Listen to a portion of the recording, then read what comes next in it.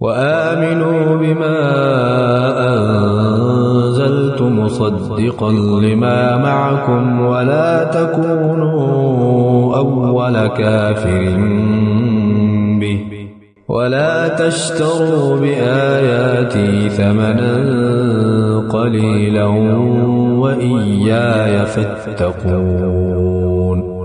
اور جو کلام میں نے نازل کیا ہے اس پر ایمان لاؤ، جبکہ وہ اس کتاب یعنی تورات کی تصدیق بھی کر رہا ہے جو تمہارے پاس ہے، اور تم ہی سب سے پہلے اس کے منکر نہ بن جاؤ، اور میری آیتوں کو معمولی سی قیمت لے کر نہ بیچو، اور کسی اور کے بجائے صرف میرا خوف دل میں رکھو۔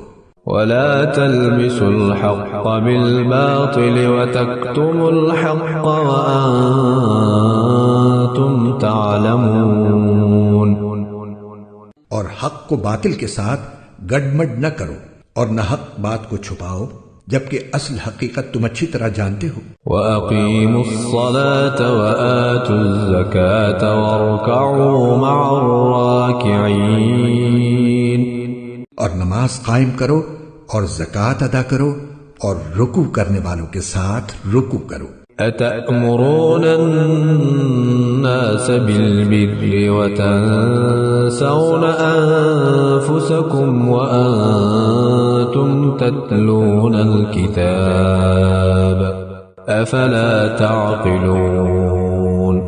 کیا تم دوسرے لوگوں کو تو نیکی کا حکم دیتے ہو اور خود اپنے آپ کو بھول جاتے ہو، حالانکہ تم کتاب کی تلاوت بھی کرتے ہو؟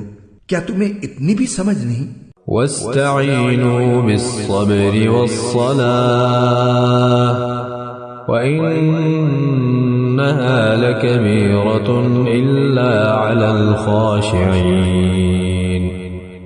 اور صبر اور نماز سے مدد حاصل کرو۔ نماز بھاری ضرور معلوم ہوتی ہے، مگر ان لوگوں کو نہیں جو خشوع یعنی دھیان اور عاجزی سے پڑھتے ہیں۔